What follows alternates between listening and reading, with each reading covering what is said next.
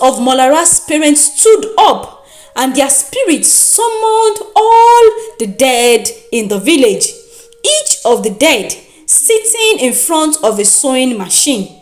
Quickly, they started sewing beautiful and gorgeous clothes.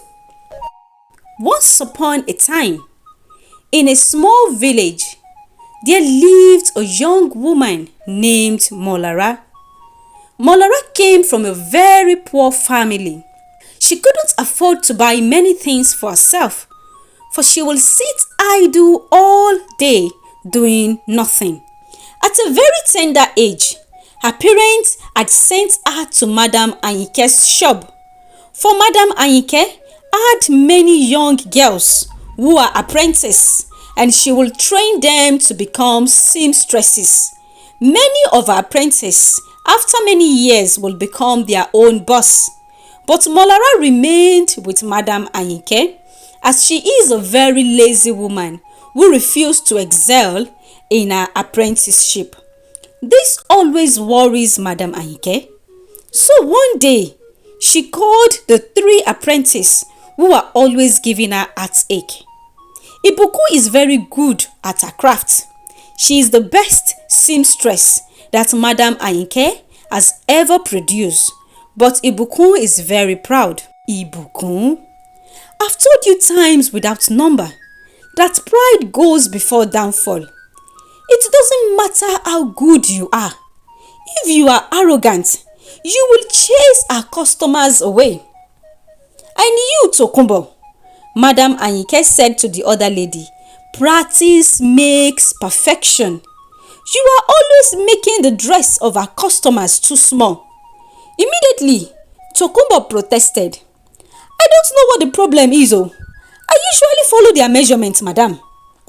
No matter how many times Madam Anyike corrects Tokumbo, Tokumbo is a very stubborn lady who doesn't heed to correction.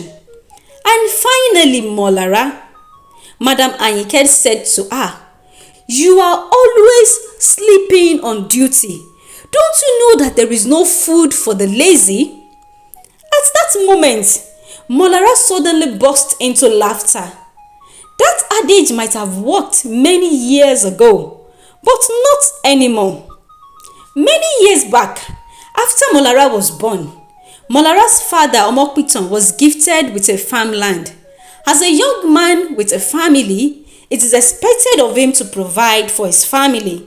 But Omokpiton is a very cunning man.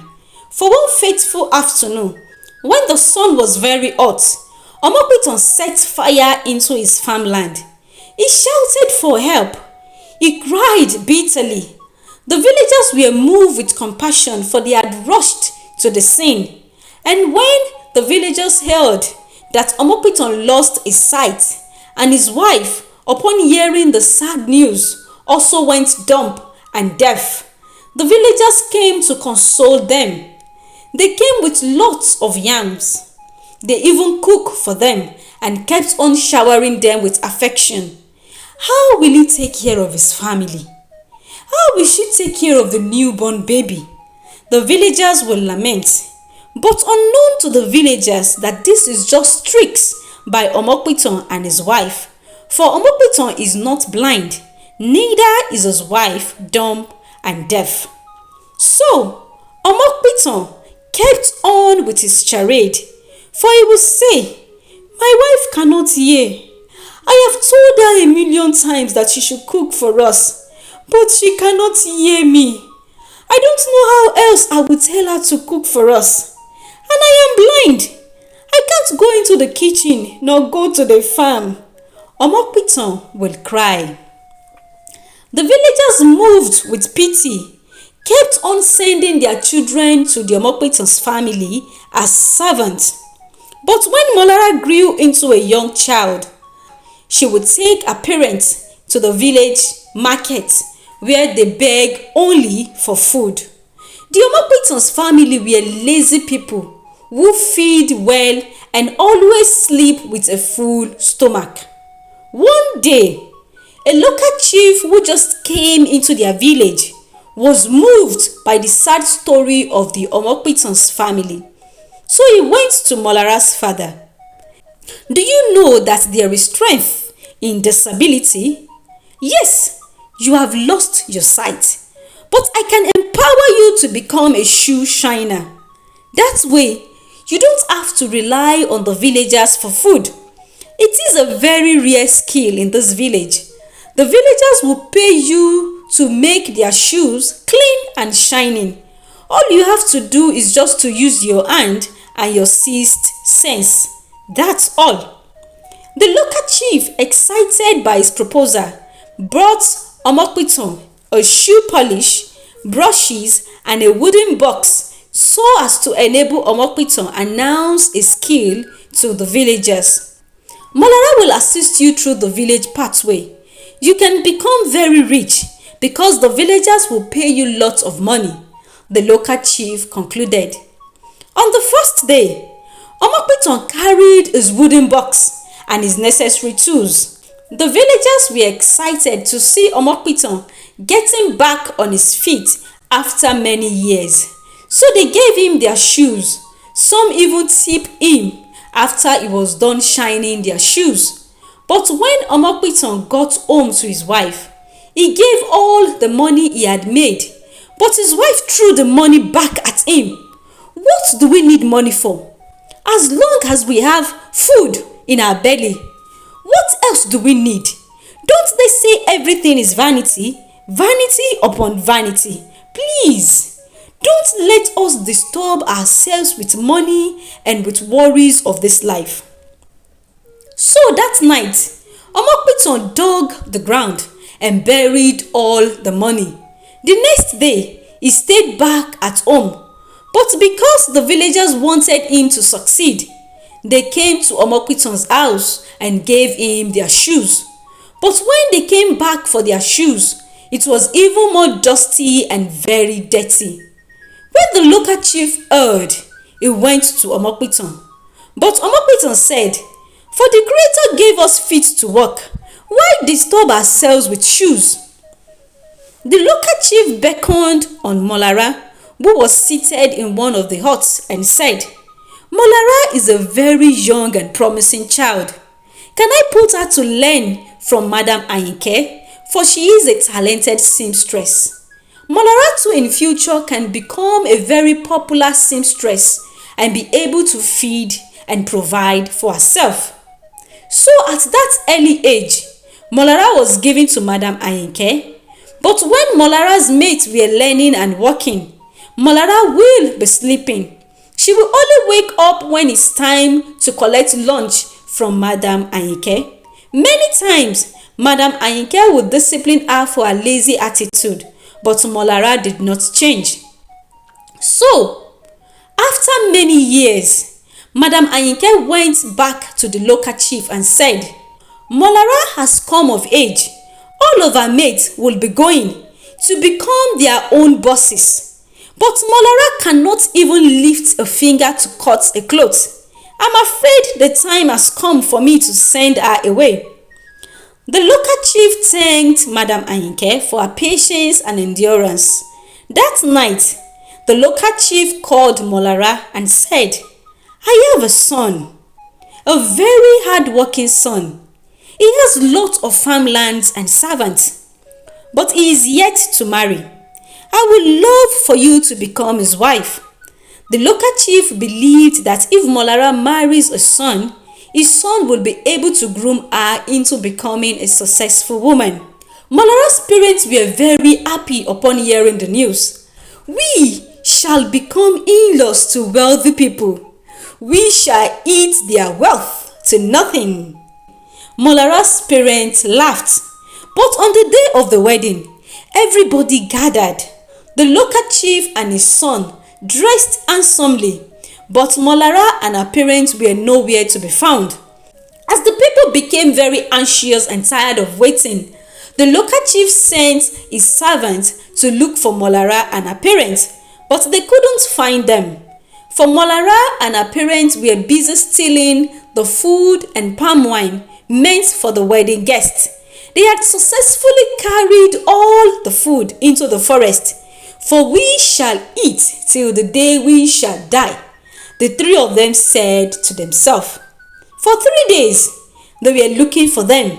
When they finally saw them, they met them drunk and asleep. The local chief became very angry.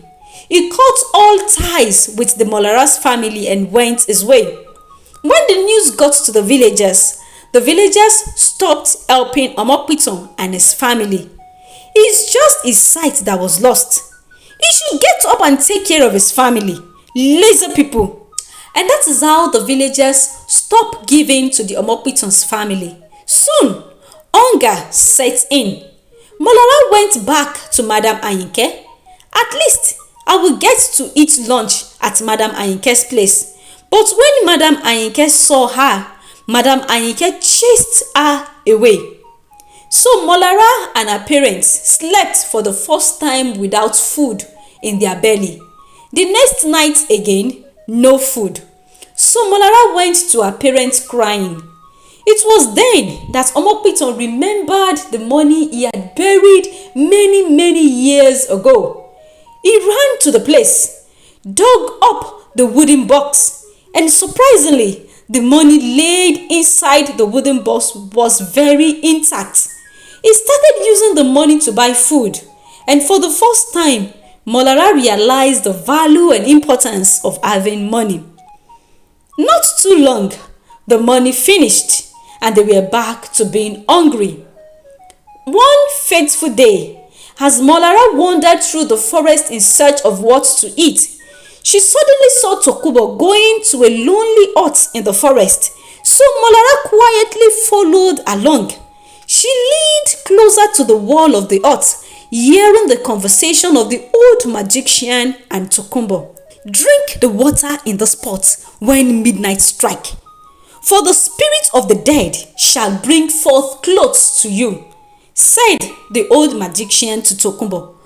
Also remember that you are to steal clothes from only the dead, and not the living. Before they buried the dead, you must sneak to the mat where the dead person is laid and take off his or her clothes. And I can assure you that if you follow my instructions, your fame will go further than Madam Ayinke, and you will be very rich.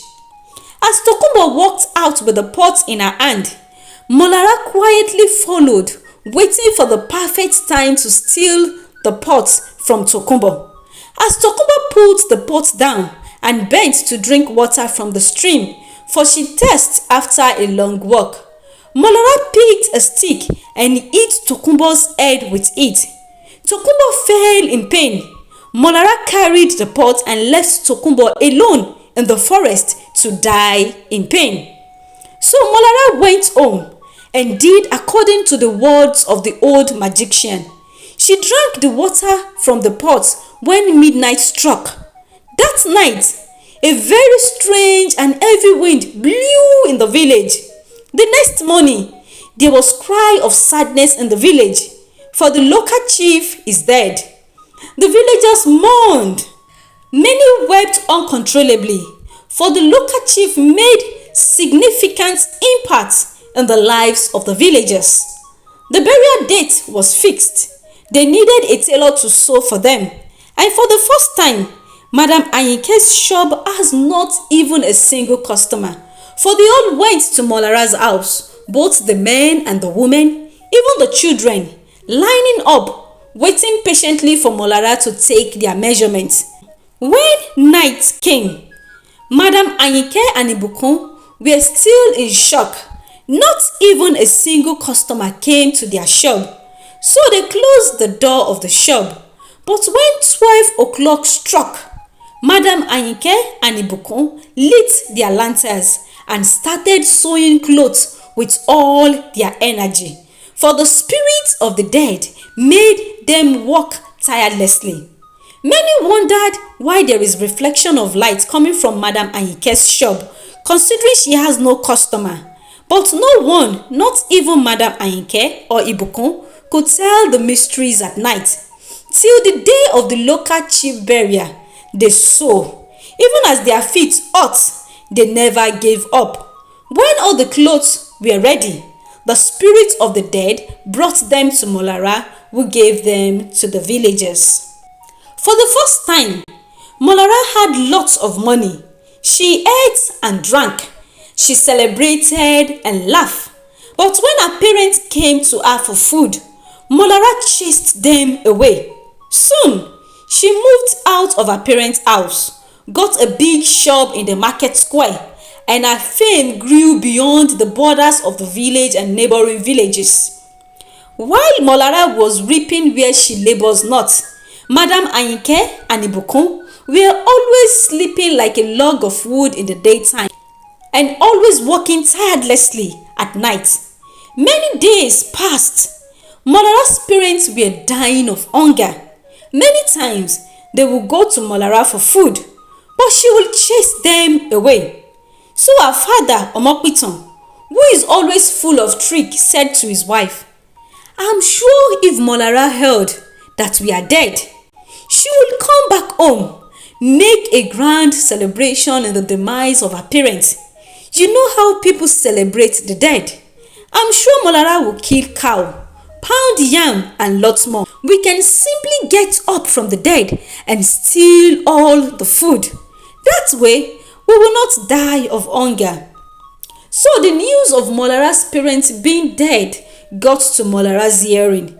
She smiled to herself and said, "Thanks to the God of our lands, for I shall steal their clothes, and my dead armies shall grow in number, bringing me more beautiful clothes." The day of the burial was set. As Molara's parents pretended to be dead, they could perceive the aroma of many delicacies. But before they could get up to steal the food, Molara came into their room and was about taking off the clothes on her father. Omokpiton felt uncomfortable, for he couldn't bear to be naked in front of his daughter. At that moment, he grabbed Molara's hand and opened his eyes, looking into Molara's eyes. Molara frightened. She then remembered the words of the old magician, "You must only steal clothes from the dead and not from the living." Immediately, a strange wind blew, and at that moment, Molara lost her sight. She also became dumb and deaf. She cried for help, but her parents stood up, stepped out and went to the pot of food. The villagers ran helter-skelter, for they have never seen the dead come back to life. Only if they knew all this while, they have been deceived by Omokpiton, his wife, and Molara. "Abomination!" the villagers said, and soon it dawned on them that all this while, Omokpiton and his wife had been deceiving them. So, the villagers came back with their torches and captured Omokpiton, his wife and Molara, and locked them in the prison. For tomorrow, the elders of the village shall pass the appropriate punishment on them.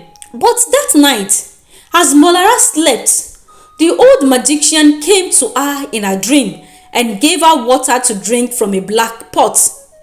"Drink, my dear, for you have been so good to me, despite the fact that it was not you I did the charm for. You have always showered me with lots of gifts, so therefore I cannot ignore you now. Soon, the gods will give you a second chance. Do not hesitate to grab it," the old magician said to her in a dream. Molara woke up from her dream and she can see again, for her disability is gone. She heard her parents talking, for they were awake. Molara's mother said, "I told you this your plan will get us into trouble. We should have just used the magic wrapper the wise one gave us when we went to him that hunger wants to kill us." "Woman," interrupted Molara's father, "how can we use our only daughter?" Omokpiton objected. "You mean this wicked daughter?" imputes Molara's mother.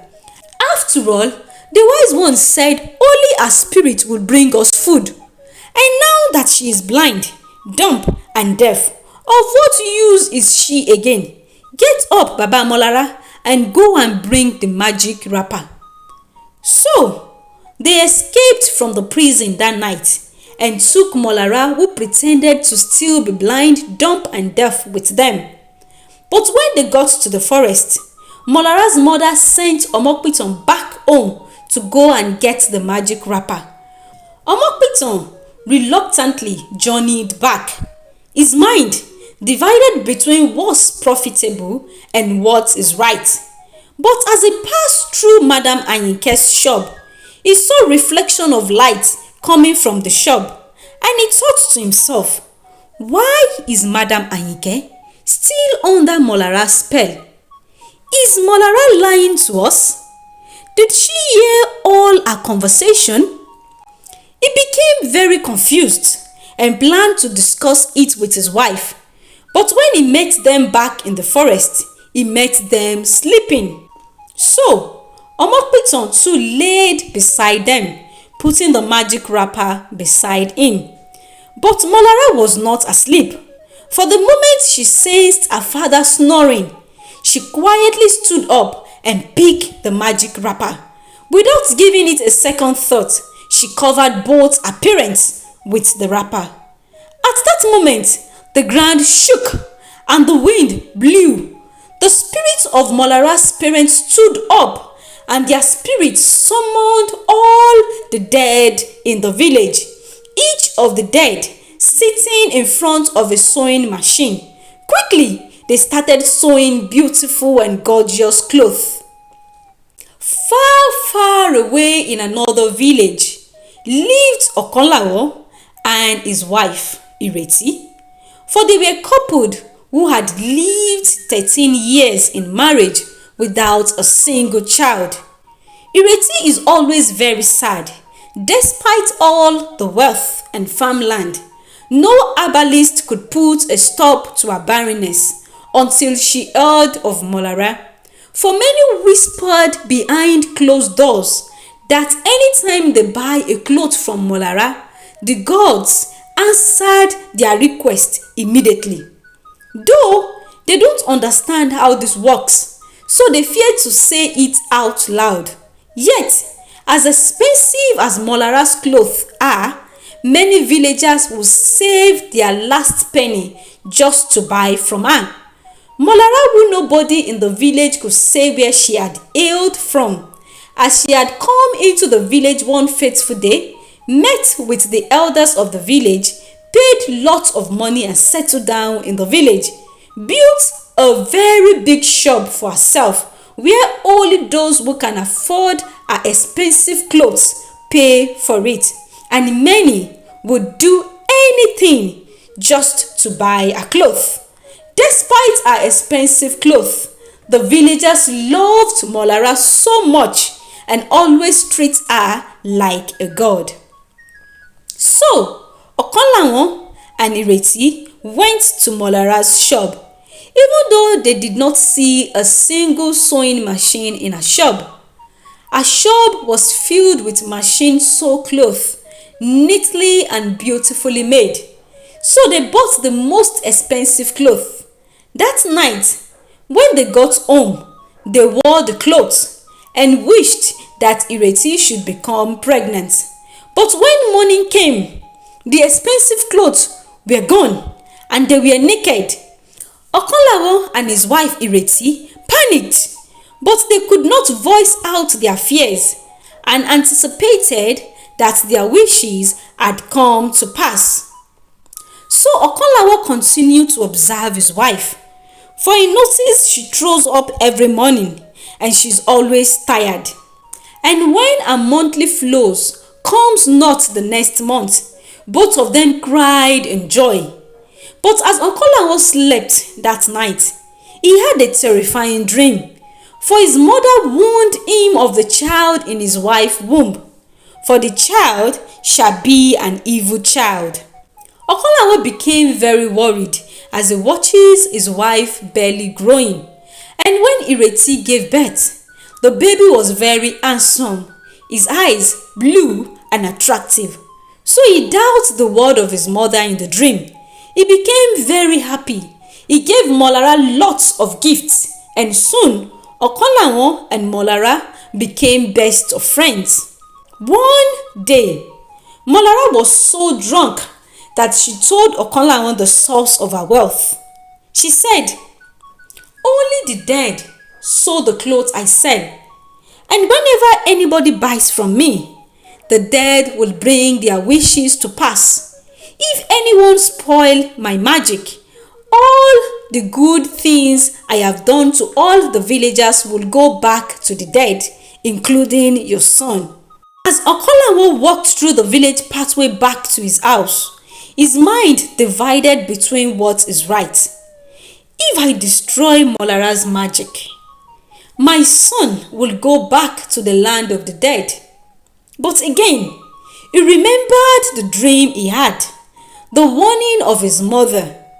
He looked around and saw those who had benefited from Molara's dark magic. Sick people who miraculously became fine and healthy. Barren who now have children. The aged people who now have strength like young adults. If I destroy Molara's reign in this village, won't the villagers hate me forever? But that night, he sneaked into Molara's room and saw the magic wrapper.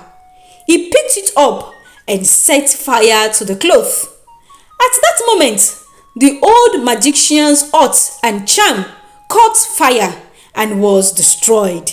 Molara's parents woke up from the spot where Molara had kept their body, but they couldn't see again.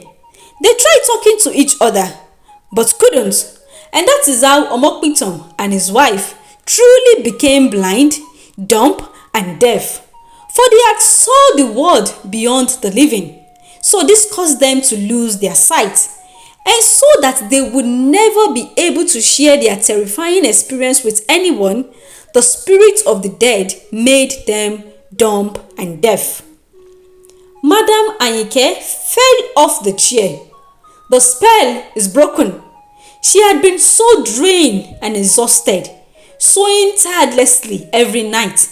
Though she remained alive, but she has no strength left in her, so she gave the shop to Ibukun. "I'm sure you will make me proud." Soon, Ibukun recovered and began running the affairs of Madam Anyike's shop, both in the daytime and at night.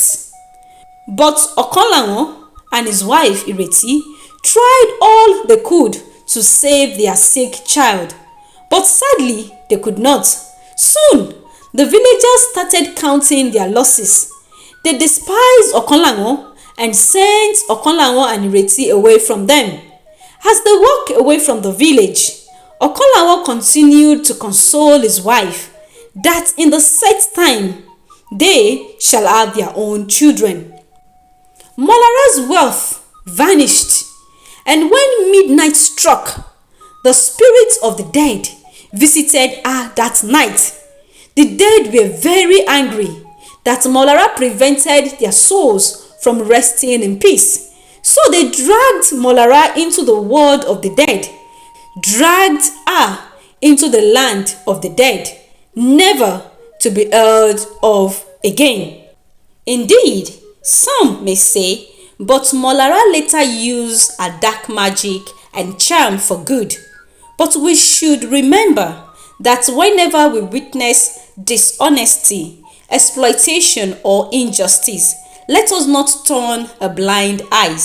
Instead, just like Okonlawon, let us always stand against wrongdoings, so that together we can create a more just and equitable society for everyone. The end.